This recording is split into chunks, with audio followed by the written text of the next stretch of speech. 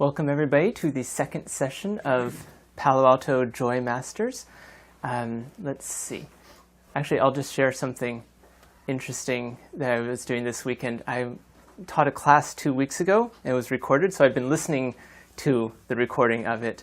And so, as with these videos, I highly recommend watching yourself, listening to yourself. It's very ear-opening, eye-opening.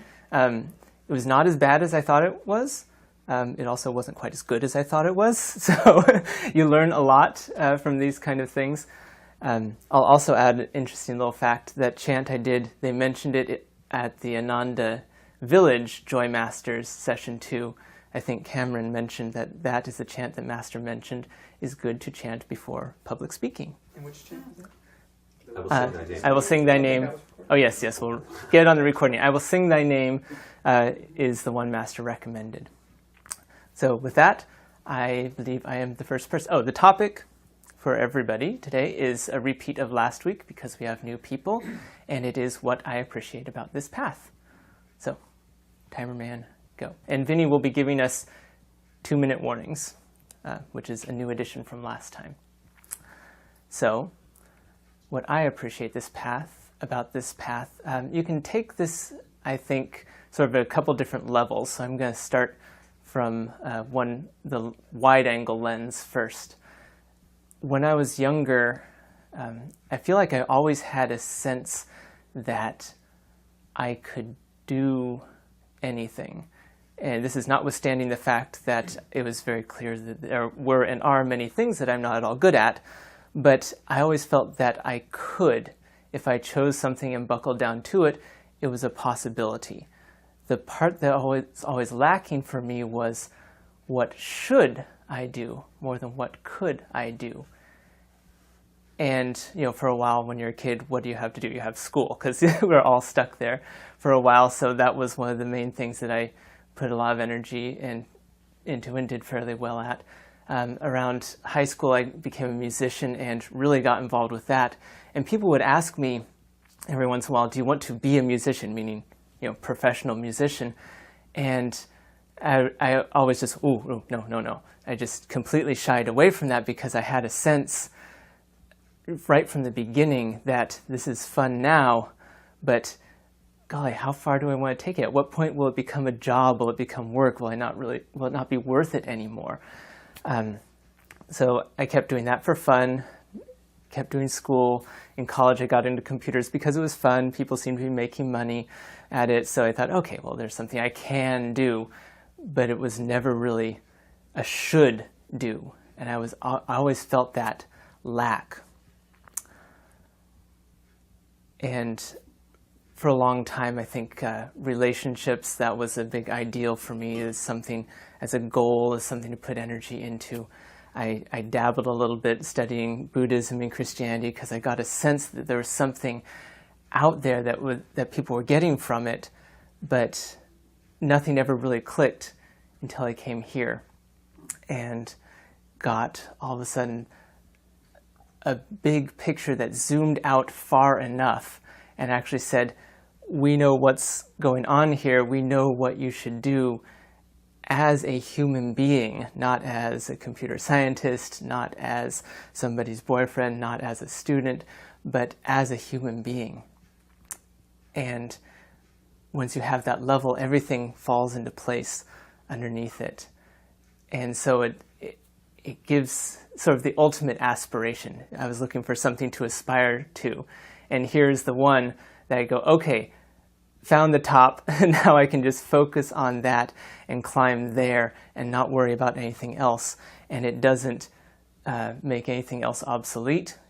I can apply everything I'm doing with these teachings to every other aspect of my life, but I know where it's all going. And so that was really important for me. On the other hand, using the word appreciate with that sounded really kind of funny when I was trying to think what I was going to say here. Because, how do you really appreciate the nature of reality? It's sort of too grand of a thing for that little word. Appreciate to me feels a little bit more like, what are the things that it's just like, oh, that's so nice. Like, it didn't have to be that way, but like, a number of paths can take us to God. There are a lot of them. This one's mine. And there are things about it that make me want to say to God, like, oh, shucks, you shouldn't have. Like, but it's so sweet that you did, you know? And those, I think, the word appreciate really works, because like he could have gotten me to God a lot of really boring ways that I wouldn't have liked as much, but I get this one. And a few of the things on that list.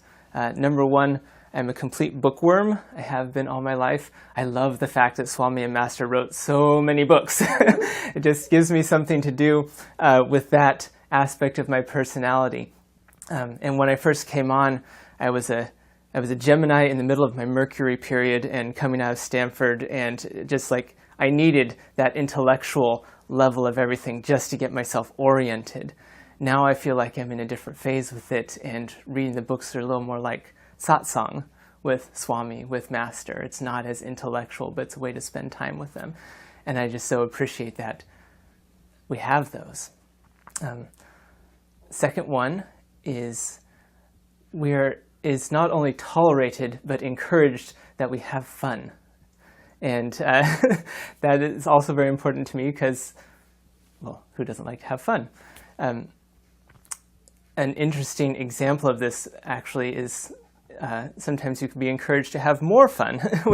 A year and a half ago, when I was relatively new managing East West, Asha was periodically asking me, how's East West going? Are you having fun? And apparently I was never answering quite enthusiastically enough because I was still just a little bit overwhelmed and getting my bearings and couldn't quite relate to it on a fun level. And she gave me a hard time about it for a little while, especially at one of the staff meetings. But she had a point. We should be having fun. And I've come to realize how much fun you can have even at the sort of job that I never thought I would have, that has all sorts of challenges. This year has been, at East West, has been a year of very challenging, very difficult situations. Probably the most challenging year I've had in any job I've ever had. But I've also laughed more this year than I ever have in any other job that I've ever had. Just be in the middle of completely ridiculous crisis going on, and you can back up a little bit and realize it's just a completely ridiculous crisis, and you can laugh at it, and then you can just move on and get out of it, and it's all fun somehow, which is a little bit miraculous, but also very enjoyable. And it also means we get to just find ways to make anything that we're doing fun.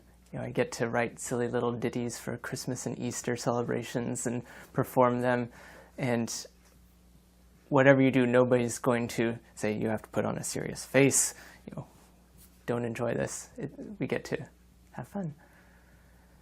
The last item on that list is my family, because I am very lucky. My parents are both Kriyabans. My mom is actually in the room right now. My sister isn't actively involved with Ananda, but she's been to some things, and she's, you know, Ananda friendly at least. And I'm just so incredibly grateful that I have that family connection. I know that there are a lot of people who have a lot of opposition from their families, who have to struggle against them every step of the way, who have to completely cut off from them, whatever the case may be. And I just thank God every day that I don't. And that's one of the little miracles of my life that I appreciate very much. And overall, I appreciate this path. I appreciate all of you, and thank you. I didn't say my name. My name is Brahmachari Tandava. And now I am done.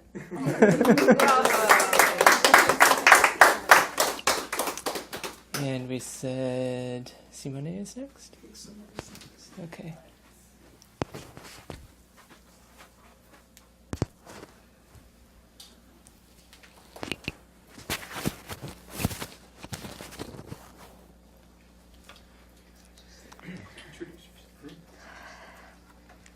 Hello, I'm Simone.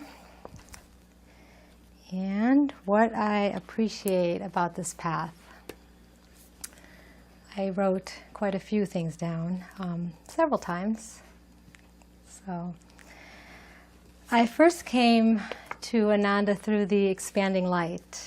It was about 2001, and I went with my mom. She needed some healing, so we went up for a retreat, and we went for one night, and then we went back home. And several years later, my best friend needed some healing, same kind of thing, and so we knew about Ananda and went to the Expanding Light and spent a night there and went back home. And then several years after that, after some more years had passed, I was in a place where I needed that kind of retreat myself. And I found myself in a relationship with somebody who I was living with, who was an alcoholic. And it was then November 2010. I was, at that time, going to a Native American sweat lodge about once a month, and I met a woman there who had shared with me and urged me to go to Al-Anon, where I got involved and got a lot of support. And it was kind of an interesting parallel. It was November, which is the month of the 11th step, which is all about spirituality. And through that, several months later, I came to the Expanding Light, and that was January of 2011. It's almost 3 years now.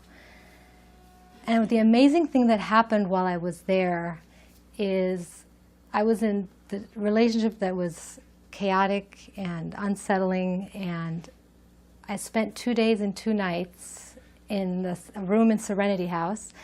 And after I was there, the amazing thing that happened is I felt totally at peace and I was happy. And I really realized being in that environment, inside I was fine. There wasn't really anything wrong. And as I was leaving Ananda Village after that, I thought, what am I really going back to? And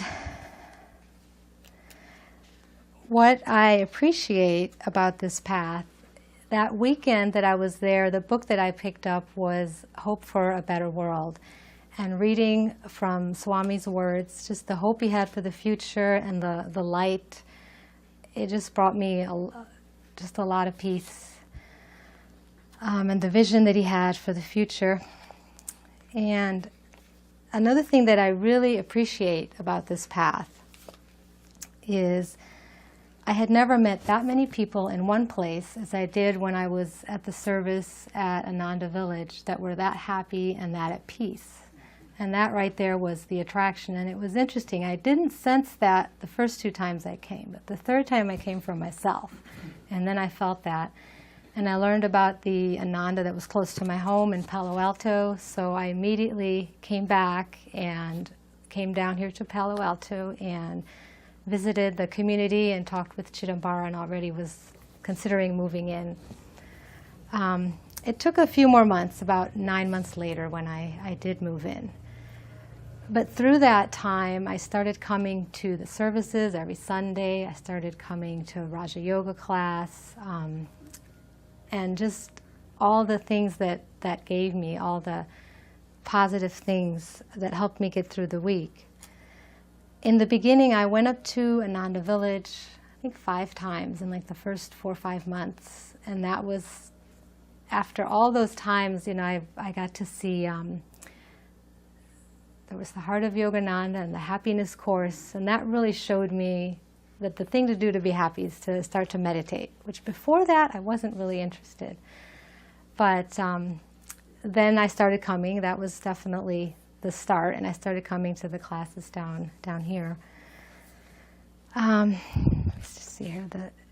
What I appreciate about this path, the joy in everyone's faces. It was real here. New life, new consciousness now flood my brain. That is what was happening here. I was around people that were tuning into a station I had not known existed. I just had not discovered it yet. Not this time around anyway. The messages of love and light I would hear every Sunday and at services, Wednesdays in the Raja Yoga would change me, would carry me throughout the whole week. I am the bubble, make me the sea, I awaken thy light. These would be my every morning music and set the tone for my day. As I started sitting more and more for meditation, I began to notice how I was being with others changed. I was calmer. Throughout my life, there has been an underlying emotion, a way that I learned to be from a very young age. My mother was depressed most of her life, and I learned to respond to life in that way. I have had depressions that lasted a year or more, at least 5 that I can remember, where no medicine helped me, nothing helped me. Each time I had to wait a very long time till that would clear. What I appreciate about this path is the light. Yogananda said, a room may be in darkness for thousands of years until you turn on the light. And I've been in some of that darkness. And having come here, I just really got to see more and more that others have perhaps also been in a dark place, and there's always a way to get out of that, and there's a different consciousness, which I kind of wish somebody had been able to show me that in some of those other times, but for some reason it came at this point in my life.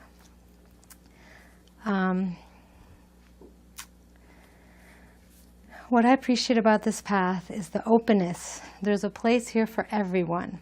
If you are curious and you want to come and learn, when you share with an Ananda person, you will be heard. There's an overwhelming sense of accepting others where they are. No pushiness, no sense of not good enough. Instead, there are celebrations. When I was ready to do seva, Marilyn was really excited, and I know now why, because when you really get involved, what starts to happen in your life. And it's interesting, that happened after I ended a different relationship, and I realized as soon as I was free of that, I had time to really be involved, which is why I moved here. So for me, when I shared I was taking Kriya recently, and just the overwhelming joy in people's comments. Shanti, for example, said she was so happy when she heard she was cheering for me. She was writing that to me in a message. And most recently, as I was up at the village so actually 1 month ago, with Willow and Devarshi for my Kriya initiation weekend, they were leading the weekend. Their overwhelming love and their sharing how pleased, I remember Willow was talking about how pleased and delighted the masters are that we're all here taking this next steps toward God with Kriya. It's all what I appreciate about this path. The songs, the stories, the books, the affirmations, the classes, the satsangs with devotees. But most of all, the devotees, the people who help guide the way, who bring you a light if you are ever in darkness.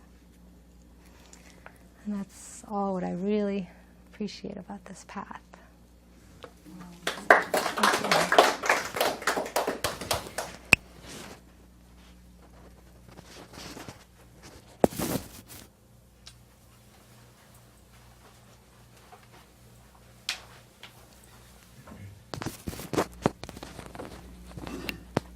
Just clip this on. Just press it against the chair.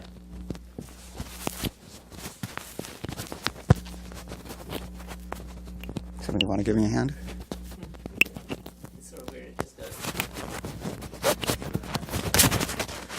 There we go. Yeah, it doesn't even need it. Thank you all for being here, and thank you to the people who spoke tonight, and also the last time. It was very inspiring. So my name is Larry, and when I was thinking about this topic, I too felt like I needed to go back a little bit and look at my journey, to put it into perspective. And so if this is redundant for any of you, I apologize for that. But anyway, ever since I was really a little boy, God has been a really kind of a big deal for me, for as far back as I can remember, really. You know, it was something that I really wondered about, and it was important, and I just couldn't, of course, grasp the concept because I was a little boy. And the first tangible experience that I can remember is my parents. We lived in the San Fernando Valley, which is a suburb of Los Angeles, and we moved into a new neighborhood. It was all new construction, and so the people who moved in there were mostly young couples with kids around my age and my sister's age, and so we played together and everything. And there was a girl down the block who I kind of gravitated toward. Her name was Monica, and I ended up spending some time at her house. And so my parents thought, well, you know, gee, this little kid in elementary school has a crush on this little girl. But the reason that I was there was her dad was the most religious man that I knew.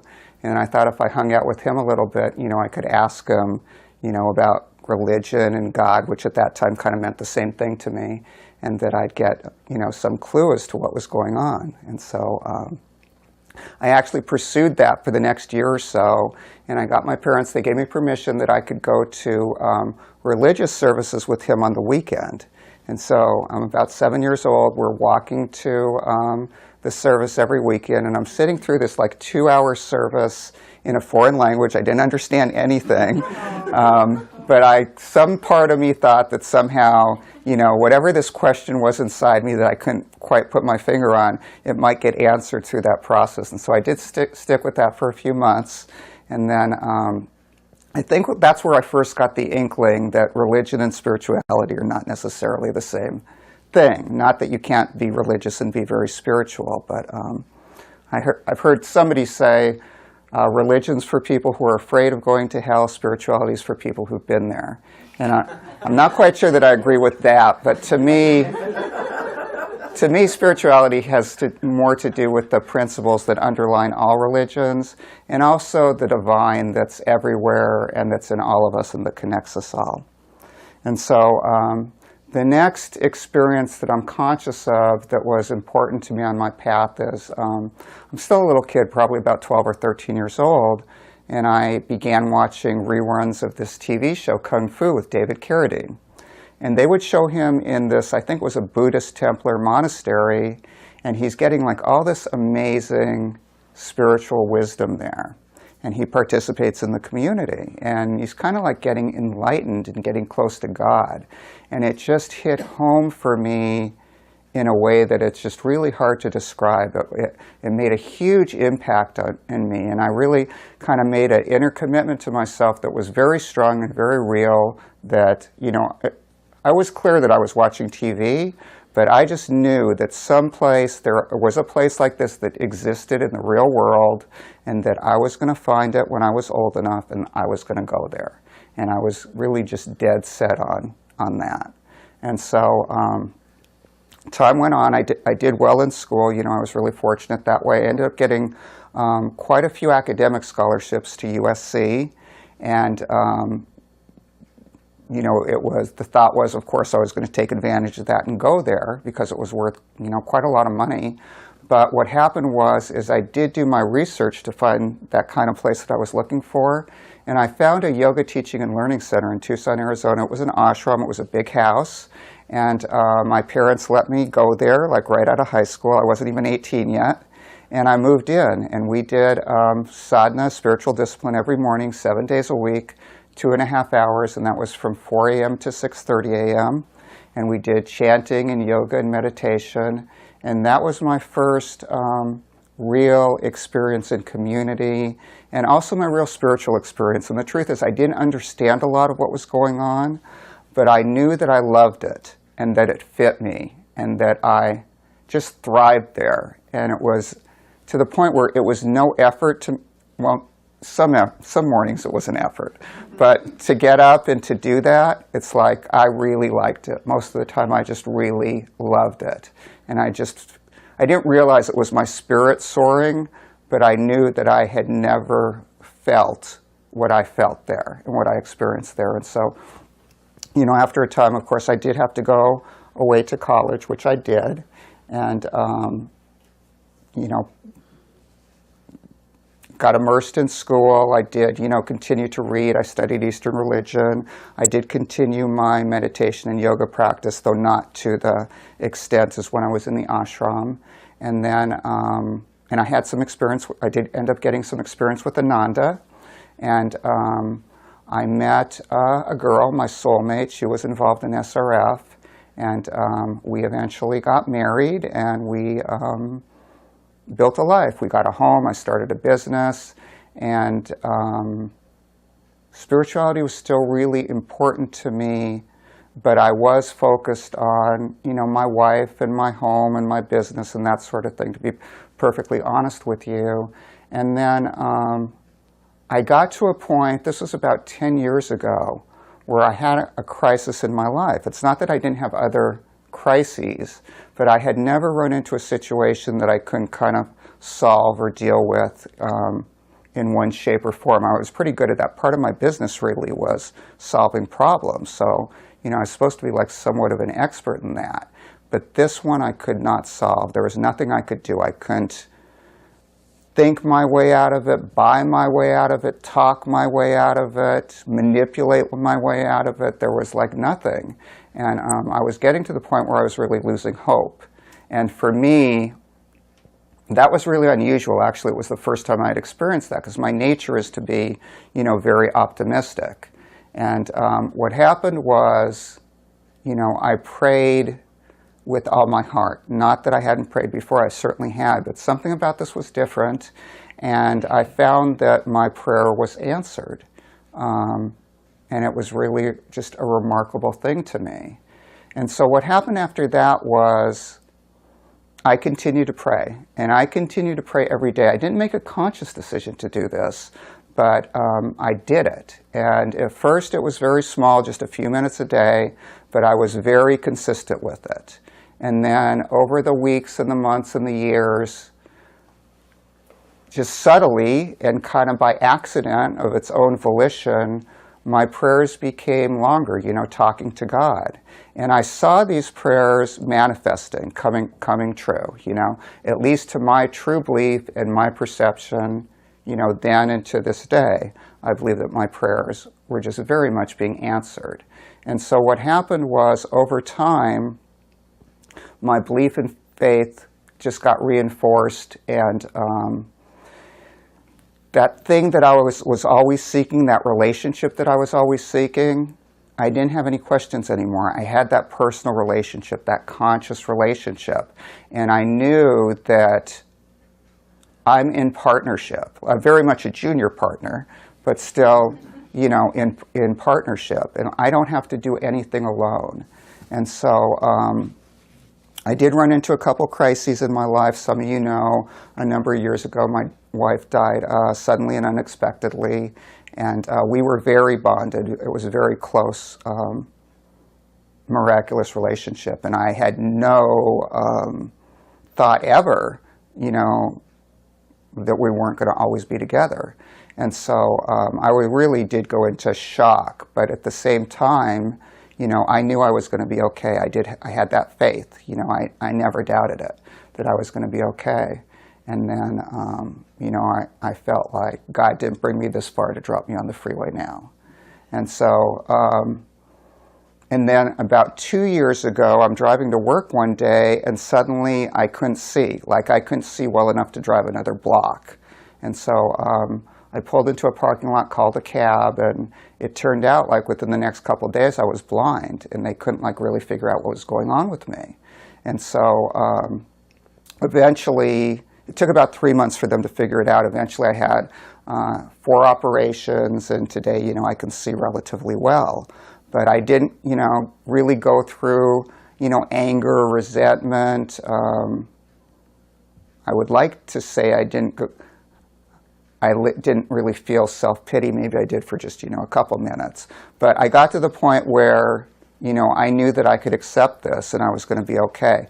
Also, the other part of this that was important for me is I took the action to find out what needed to be done, to find the best doctors, to get my insurance together. I did end up having to pay a lot of money, but I did get somebody who was the best. And It's not enough to pray to me. It's important to take action. It's like they say, God can move mountains, but I got to bring the shovel, you know. So anyway, I'll try to wrap this up. I never forgot about Ananda, and Ananda was calling to me. I had a very nice life in Los Angeles. I have to skip over that because we're running out of time. So I did go to yoga teacher training program at the Expanding Light, and it was beyond. I knew it was going to be great. I had the sense it was going to be great, but it was beyond my wildest dream. It was like one miracle after another. And really, Master scooped me up and just made it very clear to me that he's mine and I'm his, you know. And I knew that this was my path. There was no question about it. I'm very blessed. I've got the freedom to pretty much go any place and do anything. And I choose to be here. You know, I was directed here and I choose to be here. And so, you know, living in a spiritual community, it's a wonderful thing. But it's not enough just to live here. You know, I can have a gym membership and hang out at the gym. That doesn't make me a weightlifter. I have to actually, you know, do something and participate. So, you know, I do try to participate as much as I can. I made a commitment to myself to go to the meditations, the group meditations in the morning as much as possible. And, you know, I found that I've been able to do those hour-and-a-half meditations. And I've meditated for a long time, but more like 30 or 40 minutes. And sometimes those meditations just like zip by for me. It can feel like 10 minutes. It's a remarkable thing. And lately, this probably isn't new for the rest of you, but it's new for me. I've been seeing, you know, Master instead of the light at the third eye, like very clearly. And that just blows me away. And I promise you, without the group, I could not do an hour-and-a-half meditation. You know, that's just one of many things. And I just think it's important for me to absorb good thoughts. You know, they're here all around me in my environment. To be with Guru Bhais, like-minded people on the same path. You know, to have a purpose and a design for living. This kit of spiritual tools. These techniques. I could go on and on and on. I know I'm past my time. It's just a magnificent blessing, and I'm just very grateful to have received such abundance. Thank you for listening. Here it goes. It's gone.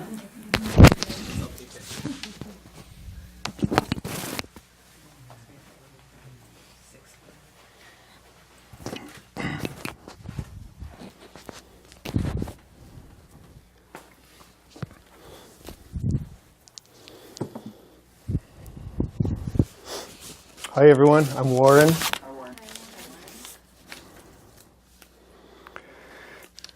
And I don't have my glasses.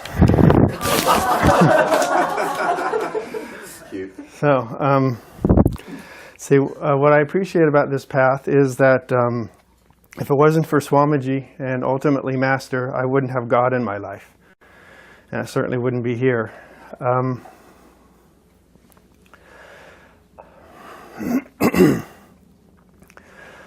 I appreciate the way Master has brought us together, specifically for me. It's like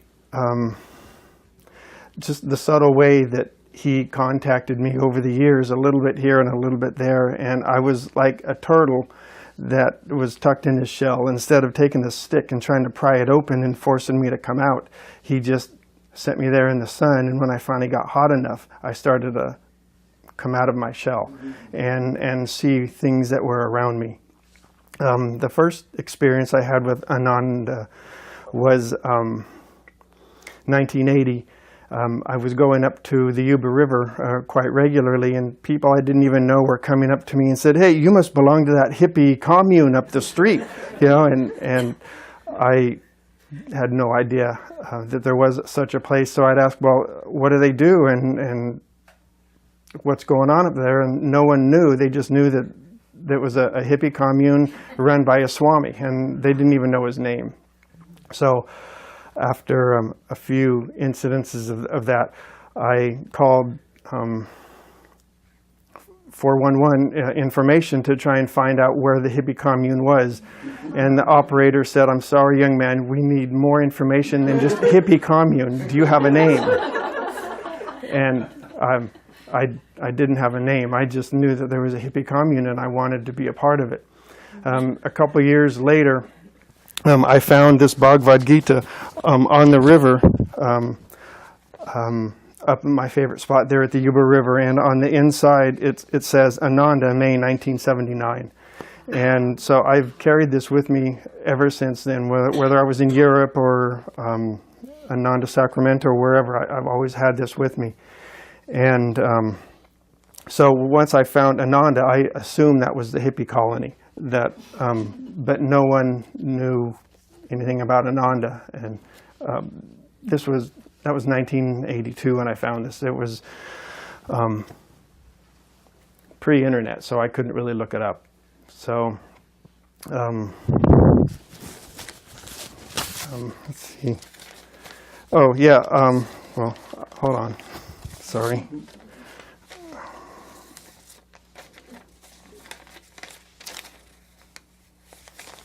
I don't remember what to say next.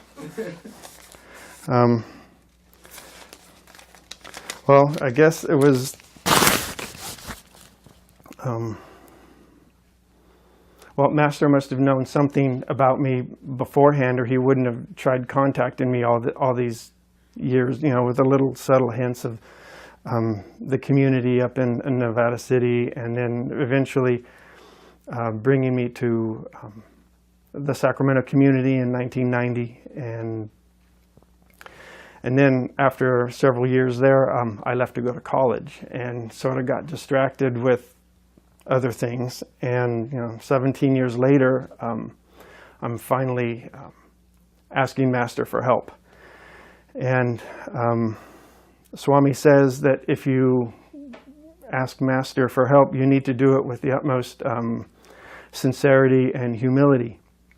And even though over the years when I was gone and trying to find my way back, I had asked Master for help many times, but it was always sort of like, oh, Master, oh, I need your help. Oh, wait a minute, my show's back on. Come back in a few minutes, And so he would respond in the same way. He's like, oh, Warren, let me help you.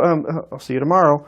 So finally, I asked for help sincerely. I was walking through Berkeley, and in my mind, I was at Master's feet, and with all sincerity asking, what do I do now? I've really screwed things up. I don't know where to go. I don't know what to do. And within hours, I was on my way to Ananda, Palo Alto. And that was in March or February. And I've just been here ever since. Now I'm living in the community and helping out here a couple of days a week. And it's just amazing the way, Master works with little subtle hints and directions. And sometimes I wish that he or somebody else would just sit me down and say, Warren, you're really screwing up. This is what you need to do. You need to stop doing that. You need to listen. But apparently that's not his way or Swami's way or Asha's way or anybody else, except for maybe Uma Devi. But it's sorry. But it's like they want me to wake up and see it on my own, because if someone tells me what to do and how to do it and when to do it and where and so on, then I'm not really going to learn it as deeply and sincerely as if I wake up on my own. Of course, there's not really waking up on my own. Master's right there, rubbing my shell and putting me in the sun, so I'll wake up and come out on my own, so to speak. But let me close with a chapter from here. It's chapter 9, section 28. This is sort of where I'm at now with Ananda and my life with God.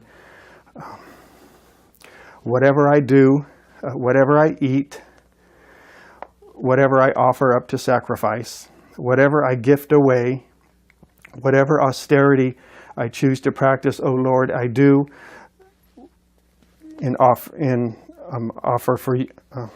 Shoot, punchline's dead. Okay, so I do all that, in offer to God, and I guess.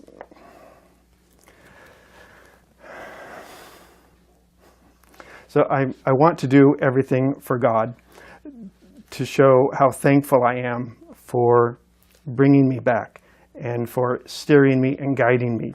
You know, everything I do, I have to do for him and for Master and for Swamiji, because what better way for me to say thank you than to offer up everything I do and everything I have and everything I want to be. And thank you. Namaste.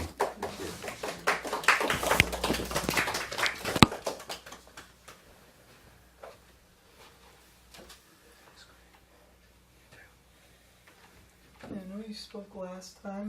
Did you maybe have more that you wanted to speak on? Would you like? I mean, If you could, yeah. sure. It'd be nice. Sure. You give such great feedback last time. Hardest part's getting this thing on. Like, I've learned that much.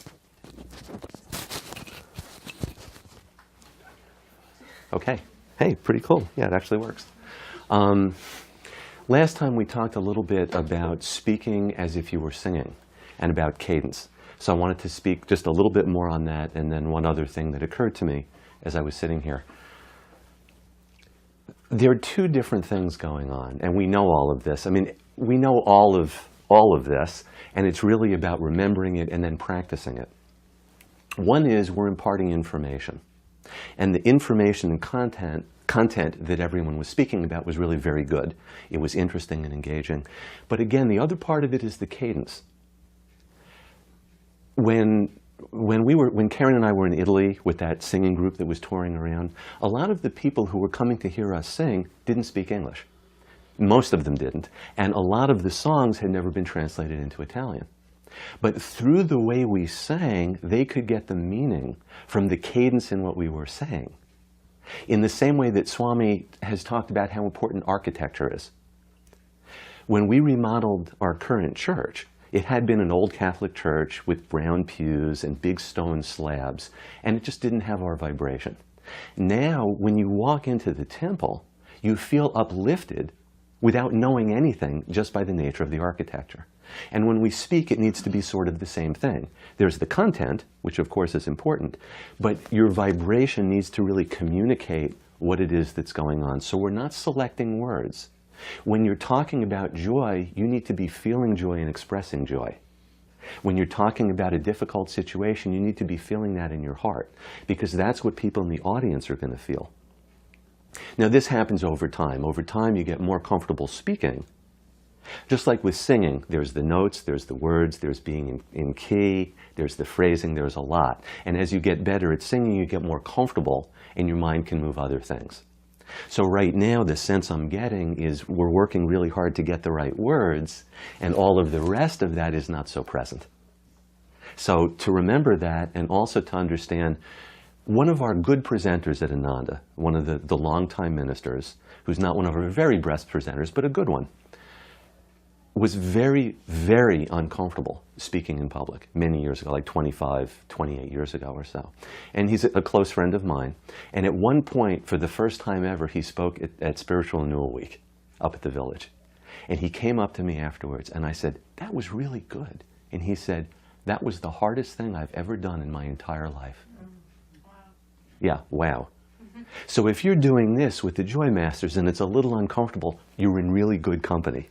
These things get better as we practice them. So don't worry about that.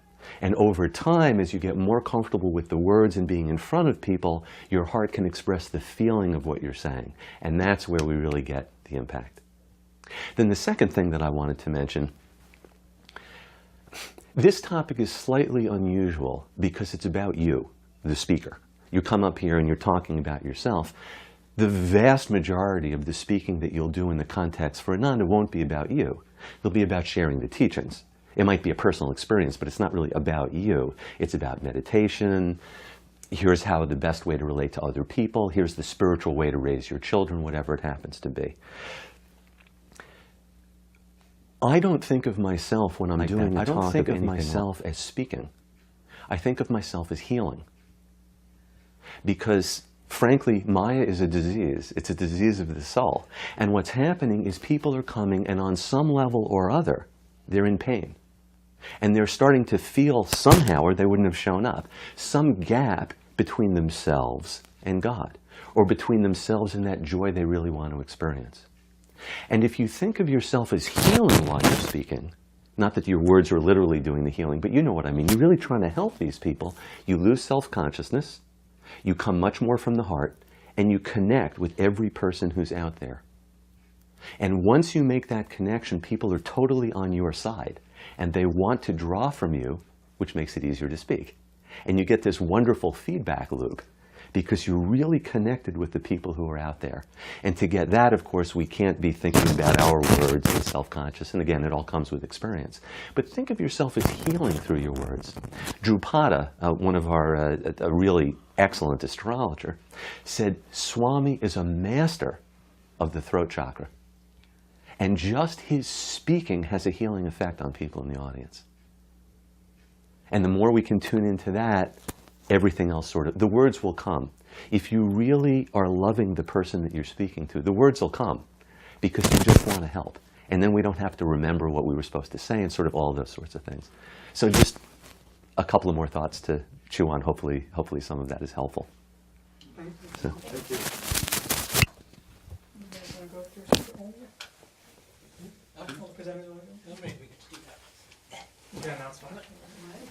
Okay, we get Send the cereal. You're doing a wonderful job. So let's rub our hands together and send them love and light with 3 ohms. Oh.